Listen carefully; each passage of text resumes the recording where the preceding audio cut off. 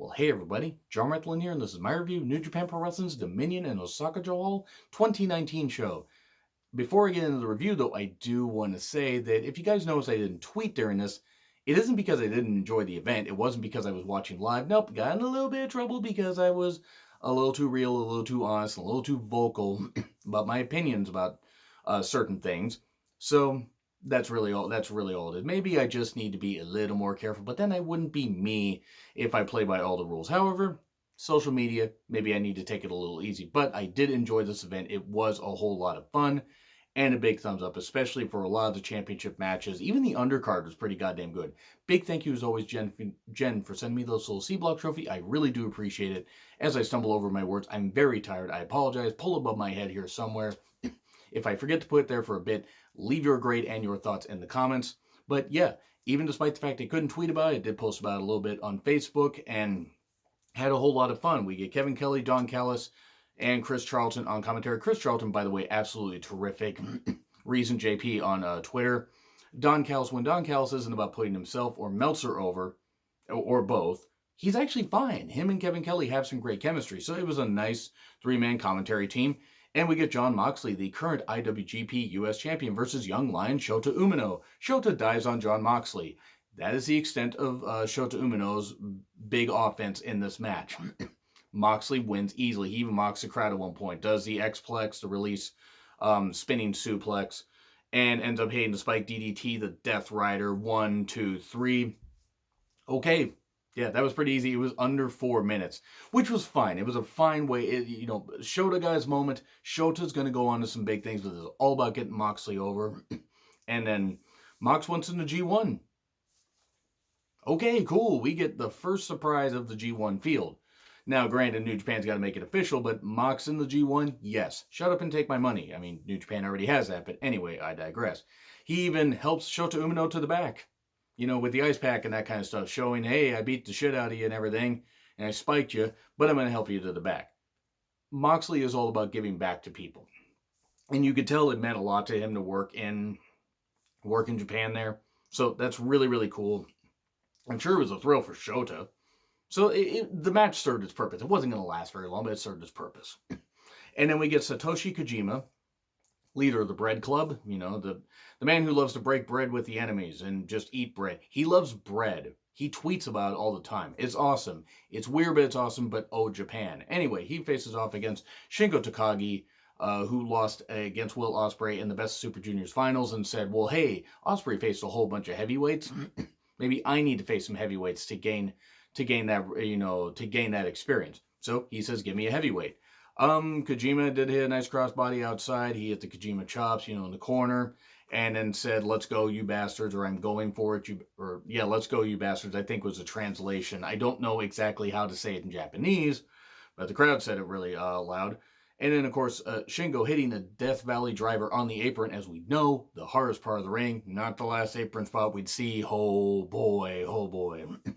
DDT on the apron by Kojima, again, the hardest part of the ring. And then we get some good exchanges, some heavy chops.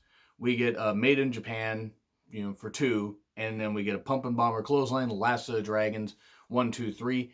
And that's fine, because Shingo should have won here. Kojima's well established. He's almost 50, but he's still well established. Still in good shape, can put on a good quality match, whether in tags or singles. And I wouldn't mind seeing him have a bit of a singles run again. I mean, he shouldn't get a championship, but I wouldn't mind seeing him getting some more cracks in the singles ranks. But Shingo had to win here, and then Shingo says, maybe I should be in the G1. That pretty much was the translation there. Again, I rely on Chris Charlton to do the translations when he's there, so if it's Japanese commentary or nobody's there to translate, I don't have a fucking clue what's going on. So, Moxley in the G1, Shingo in the G1. I wonder who else is going to be part of the G1. We'll get into that here in a bit. We get Yoshihashi and Jushin Thunder Liger versus Minoru Suzuki and Zack Sabre Jr. Now, I was 7 for 2 on my predictions, actually. This was the one I got wrong, because I thought Suzuki-gun was going to win. I'm not against it because it was a good match. It goes outside quickly, some barricade usage, ZSJ beating up Yoshihashi. They seem to be building a bit for that feud. Suzuki just, lays it into Yoshihashi. Yoshihashi got the shit beat out of him for a bit. We think it's Liger being tagged in. Him and Suzuki having some nice exchanges. Give us that match at the G1 in Dallas. Please. Please give us that match. I mean, I don't want Liger to, I don't want Liger to die. I don't want Suzuki to kill the guy, but I want that match. God damn it, I want that match. So, anyway, we get that, and we get Yoshihashi and Zack Sabre Jr. back in. Nice armbar by Zack Sabre Jr. Everybody got it. Well, Liger and Suzuki got in. And Yoshihashi ends up getting a quick roll-up out of nowhere, 1, 2, 3. So Yoshihashi pins the undisputed British heavyweight champion from Rev Pro, Zack Sabre Jr., and even holds the title. It's like, hey, you thought I couldn't do it, So, I mean, he pinned him in a tag match. He didn't win the title, but they could do that match either at a Rev Pro event or possibly, on like a future show. There's no way that Yoshihashi's gonna win. Sorry, but I mean, it's nice that Yoshihashi got this little bit of a push. He's not gonna win the title here, but it is what it is. So we're rolling right along. This card was under 4 hours, which I actually really like. I think it was like 3 hours and 50 minutes, which I'm all for, because last year's was 5 hours. Now, granted, I knew it wasn't gonna last as long because you had the 2 out of 3 falls, no time limit match between Omega and Okada, which was a great match, by the way. My favorite match of the year. This one, there were a couple really good matches I will have to put on my favorite matches of the year. I don't know about the main event, though, but I'll get to that in a bit. Hiroshi Tanahashi, Juice Robinson, and Ryusuke Taguchi versus Jay White, Chase Owens, and Taiji Ishimori. Well, I mean, geez, I wonder who was going to take the pin here. It was Chase. Of course it was Chase that took the pin. I mean, not that him or anybody, anybody that, a wrestler would watch my content. I don't know why. I think you would have better things to do. Thank you to the wrestling fans do. But if any wrestlers watch and they think I'm dogging them, look, they're tougher than I am. I could never get in the ring and do that kind of stuff. But Chase is good in the ring. He's good in tags. I find him boring. But we get Juice and Chase, again, thankfully with less powder. We get a lot of eye focus because Juice actually had a chunk of his eye, above his eye taken out, like above his eyebrow taken out by Jon Moxley. That was pretty fucking brutal. We then get Taguchi and Ishimori, which would be a nice little program at some point. The action goes outside. Taguchi gets beat up by Jay, and then Tanahashi and Jay White, they are continuing their little scrap that they had in the match. Whereas Tanahashi's comeback match, Tanahashi was clearly hurt, and I mean hurt bad. And I don't even mean his elbow. He's nearly done. He's nearly done. He is the ace. He can will his body. He is physically nearly wiped out. He has beaten his body to shit and carried New Japan on his back for years. He carried them through the dark ages, like, what, 06? 06 to like current year. I mean, even though Okada came along and Okada beat Tanahashi, but he's fought through injuries, the bicep tears, the knee problem, all that. I know it sounds like I'm dogging Tanahashi. I'm not. I love Tanahashi. That guy has been absolutely terrific for years. I did a top 50 favorite wrestlers of all time list, and I may have to redo that. I may have to redux that. I may be doing one for just Japanese wrestling. Like top 25 or top 50 or something like that. Tanahashi will be on there. Tanahashi is the ace. I'm just worried he's going to break down in the ring. This match is kind of evidence of that. I mean, and that's why you put him in some six-man. So maybe he doesn't have to do as much because there were some awkward exchanges. Chase does get in there and tangle with Tanahashi. There was a weird sling blade type whatever move. I don't know what the fuck you call it. And he pins Chase. I don't know if that was the intended finish or what. I mean, maybe Tanahashi winning was the intended finish, but his elbow looked done. His knees looked done. I'm just worried. I know he's going to be in the G1 field, and I'm not against that. I just don't know how much he has left. I think next year's Wrestle Kingdom might be the last truly big match that he has. I'm sorry to get a little serious here, folks, but it's a little bit scary to see what's going on with Tanahashi. And it's not like he's old. He's not like Minoru Suzuki's age, even though Minoru can go really well. It's not even about age. It's about mileage. And I may do a show at some point about, wrestlers, some wrestlers aging well, some wrestlers not aging well. Tanahashi has just beaten his body up so much that I'm worried that he's only got maybe a couple years left. He is the ace. He is willing his body to ungodly things, but you can only will your body so much. But anyway, that aside, he did pin Chase. Um, it was weird. It was a weird finish, but it was what it was. I actually got this one right. I was shocked by that. And then we get Tomohiro Ishii versus Taichi for Taichi's never openweight championship. Miho Abe is there, and despite having an injured foot, I believe, always great to see Miho there. Honestly, she's lovely and she adds so much to Taichi's character. She essentially is Taichi's character. Sorry, nothing against Taichi as a person, but just, yeah. Um, I will say this, though. The crowd does love Ishii. Ishii, Taichi's kicking Ishii down at one point. Ishii is trying to get a lot out of Taichi. He's trying to say, hey, you don't need this mic stand. You don't need the iron fingers. He still has the bag with the iron fingers that Izuka used to use, that Taichi took after Izuka had his retirement match, which was a popular review for some reason, but thank you guys. But yeah, he was trying to get something out of Taichi. He was trying to get him to play a fair fight and just say, hey, let's just beat the piss out of each other. Taichi did get angrier, hit some nice strikes. Snap Saito suplex for 2. There was a ref bump, because of course there was a ref bump. If it's ever Marty Asami or Red Shoes, it's always like they're always going to take at least 1 or 2 bumps a night. At least on a big show like this. And low blow attempts, nope, that didn't work. The stretch plum, the stretch move that Taichi has used to win matches, that did not work. Ishii fights back, last ride for 2. Another momentum trade. There was a powerbomb by Ishii. In the end, the sliding clothesline. And then vertical drop brainbuster, 1, 2, 3. Tomohiro Ishii is the new champion. New never openweight champion for the 5th time. I'm all for that, honestly. I had nothing against Taichi winning it. I don't know if they just give him the title just to, have him be the heel that somebody beats really, really quickly, because this was even shorter than his previous run with the championship, which was only 8 weeks. Not even 8 weeks, I think 6 weeks. This was only 5. That's really getting right. I think a little less than 5.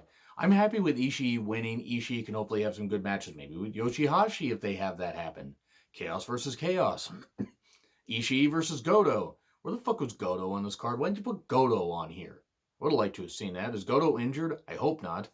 I would like to see that match. I'd like to see Ishii versus a lot of people. Taichi, there really wasn't much more you could do with the guy. If you beat Ishii, who the fuck are you going to have him face? Taichi can be in the G1. I actually would be all for that. By the way, put Hanare in the G1. Please put Hanare in there. You should put a Hanare on this card also. But I want to see Hanare in the G1. And then we get Guerrillas of Destiny versus Evil and Sonata for the IWGP tag titles. This is a match that we saw in February, and that we also saw a lot last year. These two teams also were part of a 4-way at G1 Supercard. And they faced off a lot last year. My point is they need some more fucking tag teams in New Japan. For the love of fucking Christ, pay out some money, do something, form some tag teams with people you aren't doing anything with. Fucking do something. Please. And I mean, I know it sounds like I'm hammering on New Japan, because I'm not hammering on New Japan at all. I actually love New Japan, but their tag division is kind of lacking. Now, their heavyweight tag division is a lot better than their junior heavyweight tag division. Roppongi 3K weren't even on this freaking show. Yes, Show and Yo, but they weren't able, they didn't have any opponents. Because Desperado's out, so what are you going to do? Have Kanemaru and somebody? Bushi and somebody? There aren't a whole lot of teams. They need to bolster their tag team division. Bring some teams from Ring of Honor, something. They need to do something. That being said, the match was good, but it was the same. We've seen it before. There wasn't a whole lot to it. You had, at first, you had Sonata and Tamatonga tangling, and Evil and Tangaloa. God taking over. Evil got grounded for a bit. You had Sonata and he dives. He puts Tangaloa in the Paradise Lock, then dives on Tama, and then dives on Jado, Master Heater, with the kendo stick, who's at ringside. And, and then a sit-up powerbomb by Tangaloa for 2. Nice superplex by Evil, then a moonsault by Sonata, right into the Scorpion by Evil, but Tangaloa breaks that up. There's a skull end by Tangaloa, Scorpion on Tama, or a skull end on Tangaloa, yeah, and then a Scorpion on Tama. Sorry, I'm a little bit A, tired, and B, this is kind of where my brain checked out a little bit, because I knew what the result was going to be. It was a good match, again, for what it was. Jado pulls the ref out, Bushi comes out and missed him in the eyes. But Tamatonga gets a roll-up 1, 2, 3, so Guerrillas of Destiny maintain or retain, the tag team championships. as they should have. Nothing is evil in Sonata. I want to see them both in the G1. I want to see them both do well. There wasn't any reason to do a switch, and please get some new tag teams. And then we get Dragon Lee versus Will Ospreay, IWGP Junior Heavyweight title. Yes, just more of this. And I'm not saying more of this match, more shit like this. This was terrific. Now, I do want to say before this match, though, Shibata's music hits. Oh, everybody wakes up. Oh, God, wow, Shibata's here. It's a big deal. Because it's great to see Shibata, back in the New Japan ring. He's not going to wrestle. But, he's obviously been training people at the LA Dojo and working with people and still contributing to the business after his horrifying injury that happened at Sakura Genesis 2017. And I actually watched that match. I had to watch that match back because I wasn't watching New Japan live until Wrestle Kingdom 12. But watching that, and I'm like, ouch, shit. I'm so happy he's alive. Anyway, Shibata's here and he keeps pointing to the back. Well, Shibata and Dragon Lee have a bit of a, Shibata's spoken highly of Dragon Lee, so people are thinking, oh, maybe it's going to be him. Nope. Kenta. No Hideo Itami, it's Kenta, the originator of the GTS, the Go to Sleep. Kenta is in New Japan.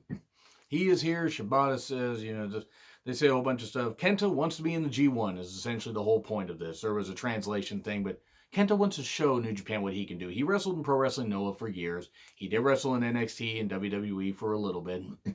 Longer than you might expect, even though he was injured quite a bit. Now, Kenta at almost 40, and I know that sounds kind of bad, not being ageist, but with his injuries, and he had quite a few of them in WWE, I'm wondering how much he has left. Him in the G1 working that kind of style, it could work.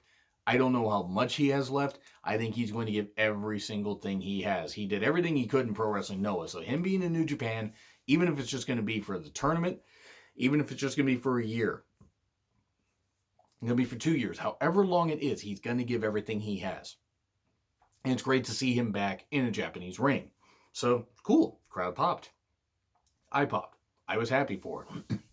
And then we get both Dragon Lee and Will Ospreay out, and this is where things picked up. We get the crowd being alive, a quick start. The agility exchanges were absolutely great. Ospreay grounding Dragon Lee. Ospreay was the older of the two here, not by much, but he's the older of the two. Really some good high flying just by both guys. It's just incredible watching what they can do. Dragon Lee puts Will Ospreay on this barricade and just does, puts him on the barricade, sitting him on the barricade. So he's like around the Japanese announce table. I think between the Japanese announce table and the the English commentary table, he does this freaking just tope suicida. Just, it's like a missile going through the ropes. And then Dragon Lee, unfortunately, hits Milano Collection AT. And Milano was just taken out. Milano was selling. The crowd was kind of laughing. I hope Milano's okay. I think he was back on commentary, so I think he's fine, but hopefully he is. He's a tough guy. I saw him, I've seen him in other matches, but he was in, I would say it was like a World X Cup match at, for Impact back in 2008 that I thought was an incredible match. I think it was an elimination match, and in fact, I got to watch it again at some point. But Milano, he's been great for years and years and years. I just hope he's okay, because it's like, human body isn't meant to take a freaking leg to the sternum like that. So it was good, though. That was a great dive. A nice twisting moonsault later by Will Ospreay, which it looked like he might have hurt his ribs or hurt his knee.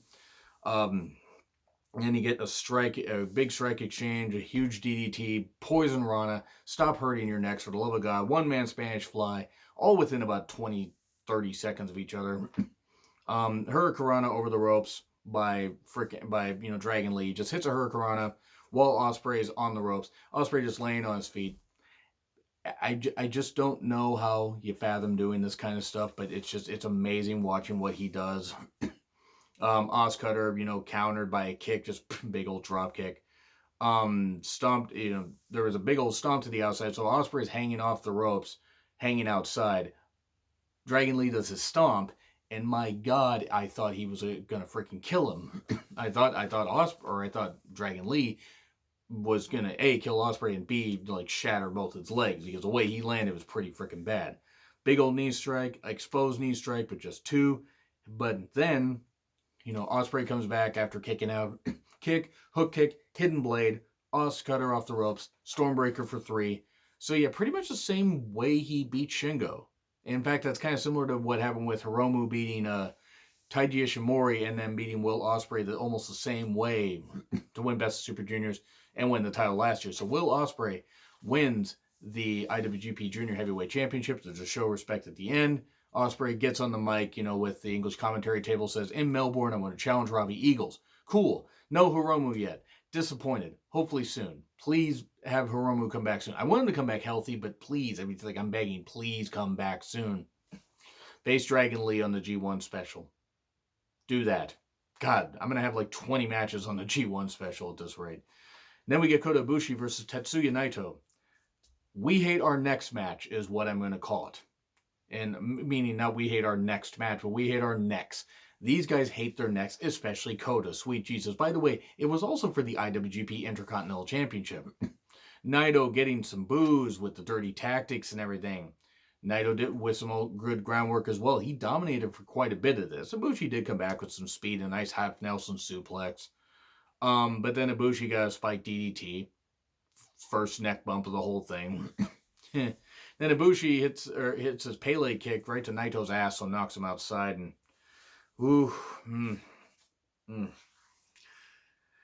this spot, and I'm sorry, but this spot, Naito does a German suplex to Ibushi off the apron. Ibushi doesn't quite clear the apron. His neck does that. Kind of just hits like that. His neck and head hit like that.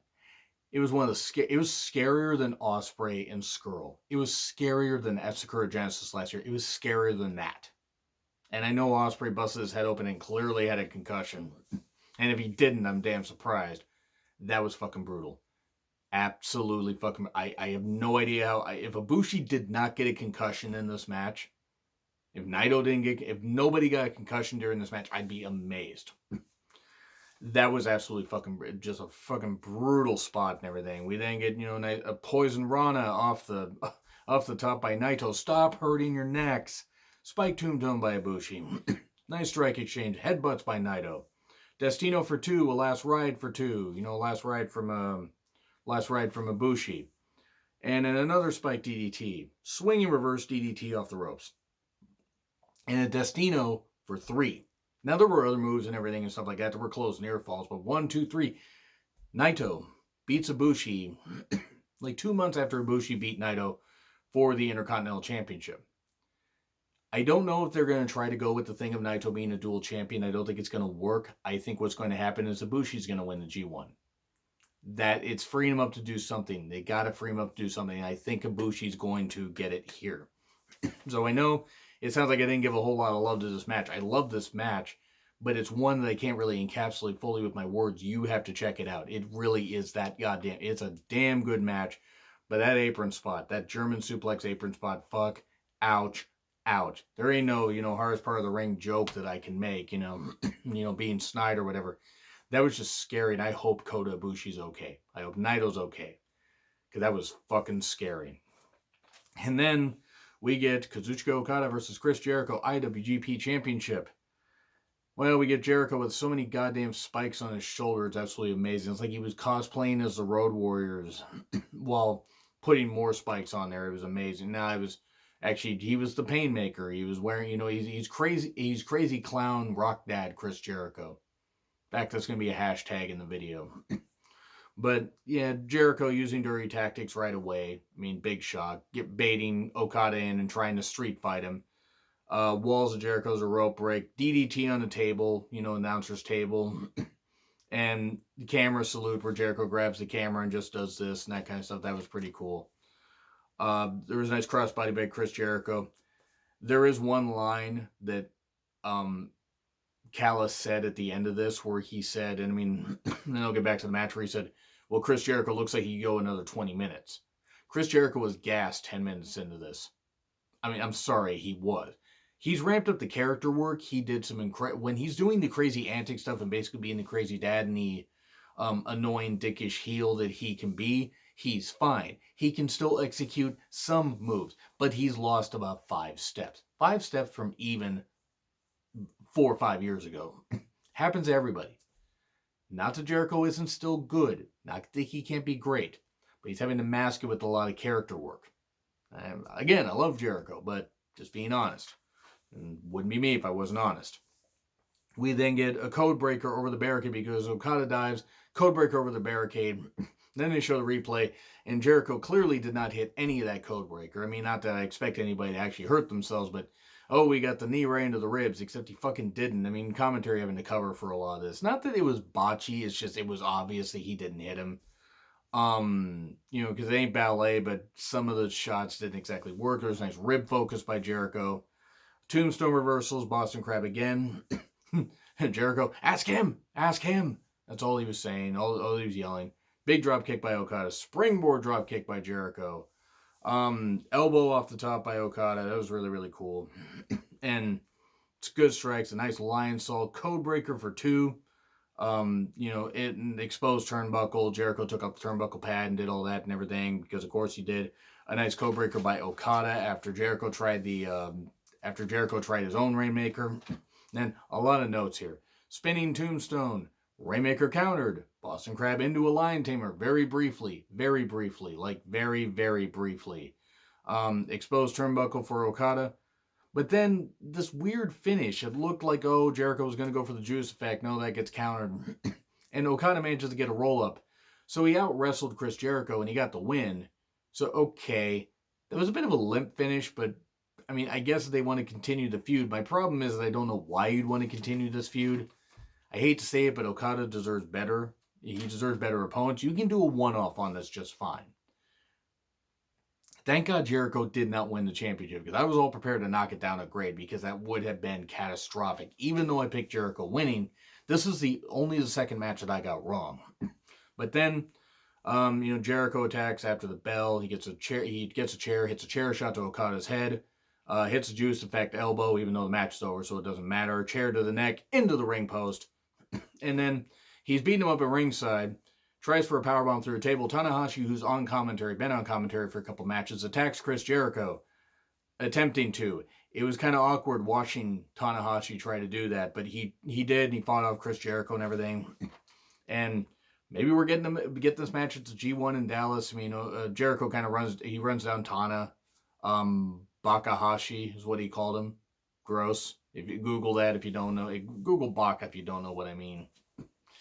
Because I'm not going to tell you what the fuck it means here, but maybe we get that at the G1 in Dallas. Once again, I am going to have about 20 matches on the G1 in Dallas. It is ridiculous. I don't know what they're going to do with this, but I will say this. The match was good for what it was. But Callis saying, Jericho could go another 20 minutes. It's just him being the heel commentary. I know he's his boy, but I'm sorry. No. Jericho was gassed. He wasn't gassed as quickly as Undertaker and Goldberg, but he was gassed. And maybe I'm just being mean. I don't know. I'm not trying to be ageist, but when Father Time catches you, that's it. There ain't no fighting him off. I'm going to say A-. I really did enjoy this. There were some quibbles. There were some moments where I was like, But overall, I did enjoy this. I'm interested to see what they do with Naito and Ibushi. And hopefully they get Okada a better opponent. Because, sorry, Jericho, no, do not give Jericho the championship. Do not do a rematch. Do not give Jericho the championship. When him beat Tanahashi, fine. Tana at this point is pretty much white. I think Jericho is actually less wiped out than Tanahashi, and that's saying something. But anyway, A-. Again, if the poll's not up there, please leave your thoughts in the comments. Like, share, subscribe, Twitter handle in the description. I'm John Ritlin, and I will see you soon.